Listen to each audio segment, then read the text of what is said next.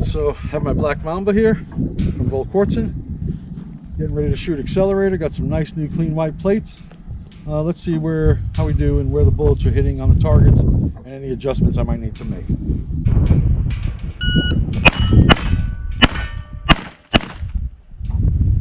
was interesting, my dot was on both of those.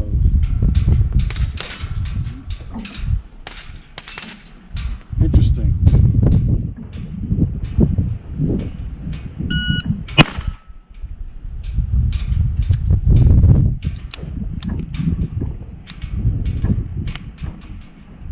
Let's see if this gun is sighted in here.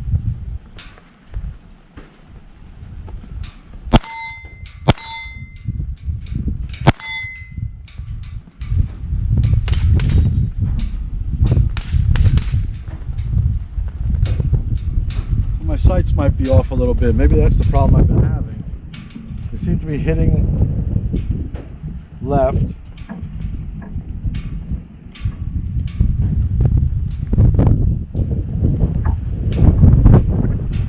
Not sure. Let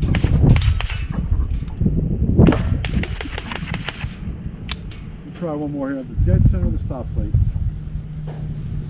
Actually, dead center right above the post. On the very bottom of the stop plate.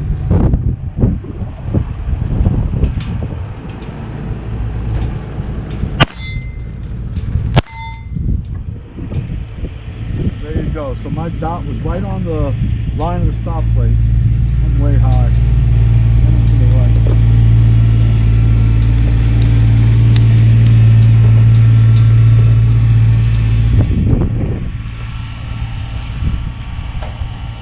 I'm gonna go get some tools to make adjustments on my sight. It happens. I'll be right back. Alright, so I want to show you why I'm adjusting my sights. Let's take a walk down range here. Look at the targets. The stop plate in particular is what I was aiming at.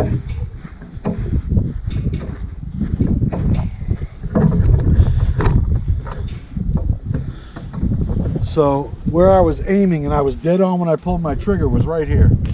Right up the center here and here. And here's my two shots. Bang, bang. So I'm way high. That's a problem. And I'm way to the left, which is kind of interesting because I was actually coming up short on the plate when I was firing at it. So that might still be some of me, but the sights are definitely off. I aimed right there and it was a really good shot. Two of them. Bam, bam. And they came up there. The ammo is cheap too, so that can make up for a little bit of that. Anyway, so because I see this, definitely going to adjust my sight down. Probably would rather hit right around here. For the longer shots, the 35 yarders, you know the bullet's going to be rising some. So I don't want to be way up here because I'll sail over the top of those long plates. I want to be down in here. Only because that's where my center, in other words, instead of aiming here, I was aiming here. If I was aiming here, I'd want the bullet to come in just under the center. If that's the center, then I'd want to aim right about there. Or I'd want to hit right about there. Aiming here, because so when I shoot on a longer sight, the bullet's rising, and I would actually make contact up here somewhere. So in this case, I'm definitely dropping it down a significant amount there. It might be too much. Feels like too much. Let me take a quarter turn shot on it here. Okay, so that's a quarter. And then I'm going to bring it over to the right just a little bit.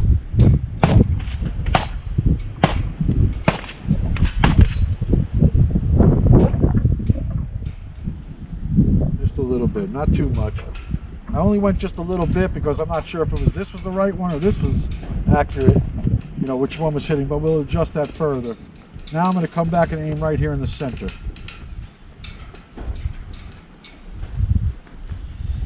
And in fact, I'm going to leave the camera here. I'm just going to move it off to the side a bit. And I'll just so you know I'm aiming. I'm going to aim here first, see where the bullet goes. If I don't like that, I'll either come up top real high. I like to go right to the edge of the plate because if it sails over the top, I know I'm too high. If it hits the plate, I'll know how low I am. Same thing here. If it goes under the plate, I know I'm too low. And if it hits on the plate, it'll tell me how high I am. So right now we're going to aim dead center, and then I'll work the edges to figure out exactly what I want.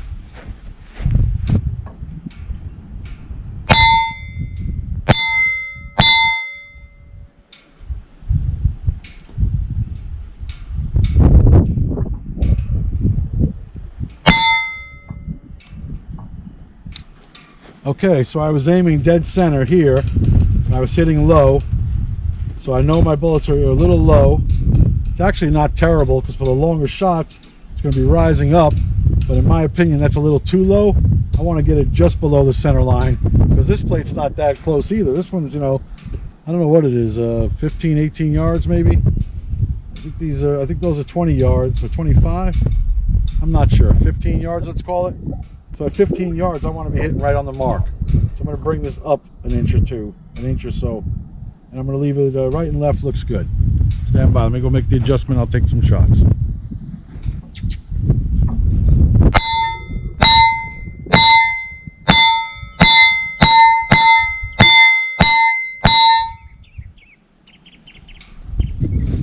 Alright, well, you can see the group is still too low. Actually, I thought it was going up higher than that. That's why I emptied the mag. The grouping in the center is good. Remember, it's a 12 MOA dot, so that's what it looks like. That 12 MOA probably covers that much of the plate anyway at this distance. So I do still want to bring that up another inch or so. Stand by. I'm going to put some paint on here to make it less confusing.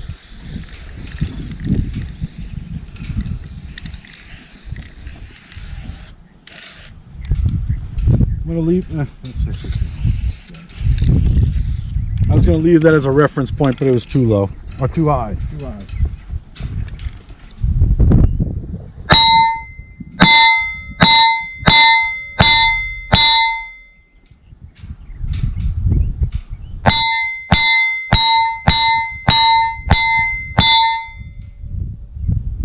All right, so that first time I shot at it, first 5 bullets I think it was right here. That was a beautiful grouping, by the way, right? I crushed it. Maybe there was one off somewhere, but that was a nice grouping. So I noticed it was high, so I adjusted back down, and now I'm exactly where I want to be. That's it right there across the middle at this distance. That's a great spot to be. So, all right, I'm gonna keep on shooting.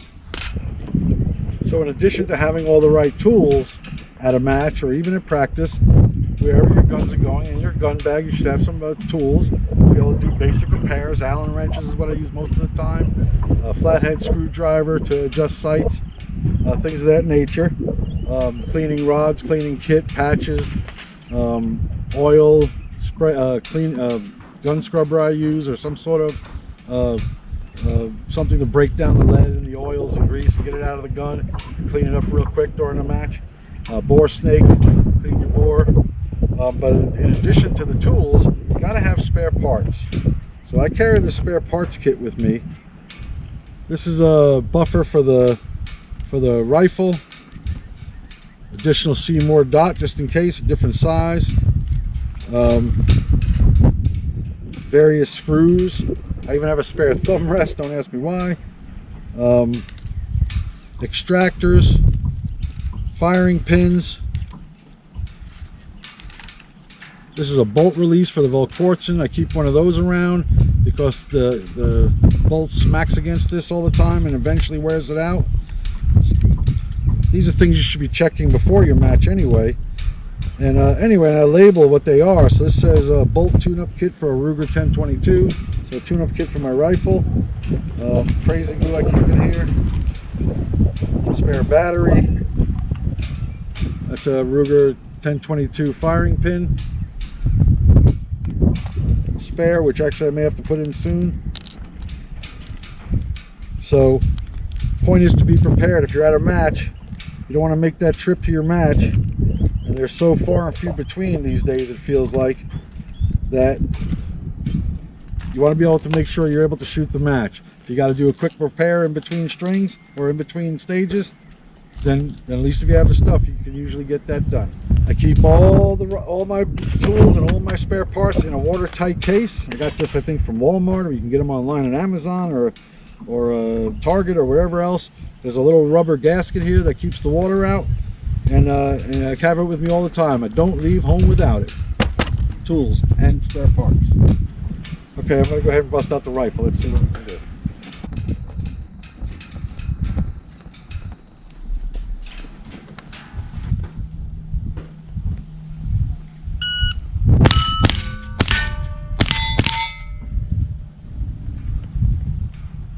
.298, hit that really low.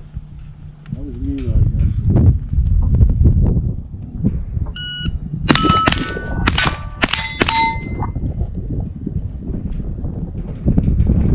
266, a little better.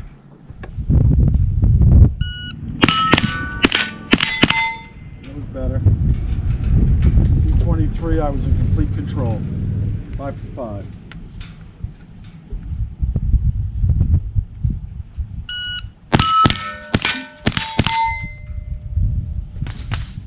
231, again, I was in complete control. I was thinking about my hand placement a little bit there. I don't want to do that in a match.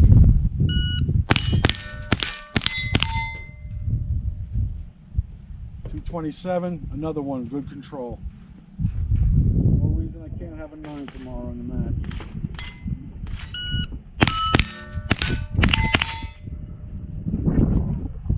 241, nice and easy. Again, it's a sub 2.5. 4 of those is under 10 seconds. I want to be in the 9s. 8s would be I don't want to be dreaming about 8s, but definitely a 9 is doable. And I hope it shows on the scorecard tomorrow.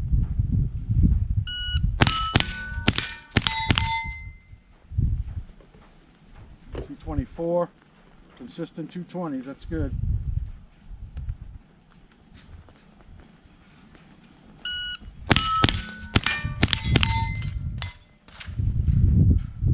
31. All right, I have one magazine left, so I just wanted to talk about it for a second. So what I'm doing is I'm moving the front of the gun, the barrel, and where I'm the aiming point with this hand. I'm just moving my barrel right and left. That's something new that I'm working on. So a buddy of mine gave me a tip, and it was a great tip. And he's a great shooter. His last name rhymes with, actually doesn't rhyme with anything. Monster. Anyway, I don't feel like name dropping, so I won't, but I appreciate the tip. Steve, you know who you are. Last name rhymes with Monster. Alright, so last mag. Pay attention. I'm trying to figure out where to place my hand. And I'm working with this, my ring finger. I want it to be touching the front of this chassis. My pointer finger out, this finger like that. That's what I'm working on. The thumb holding down on the barrel, squeezing the barrel. And I'm pulling it into my shoulder. I'm going to move the camera over for a different angle here. See if you can see what I'm doing with my hand. See if I can see what I'm doing with my hand.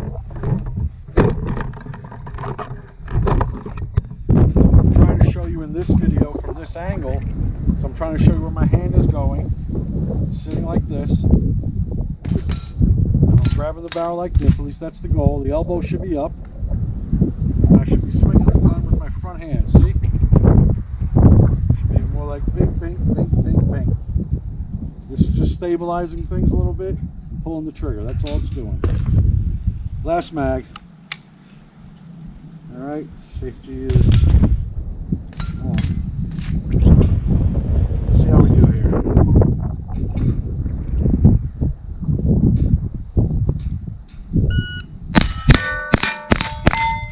Nice, 5 for 5, 217. That felt slow.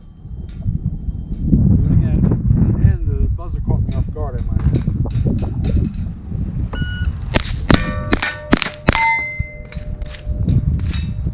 214. So, not bad, not bad, not bad.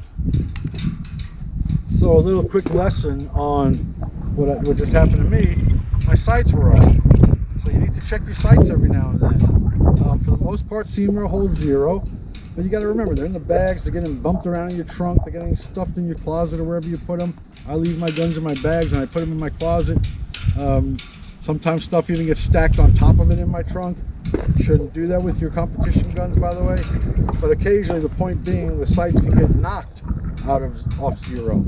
So if you feel like you're missing too much, or even just as my pre-match ritual, when I have the time, is I go to my local indoor range and I'll fire the rifle and the pistols, anything I'm going to shoot in competition that weekend, and I'll sight them in again. And I sight them in around 15, 18 yards. 18 yards I feel better with.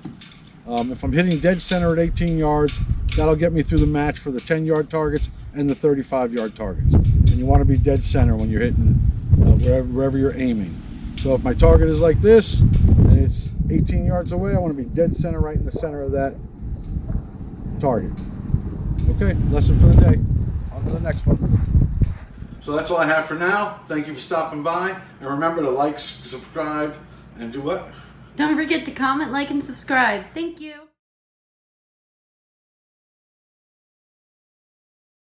Are you ready?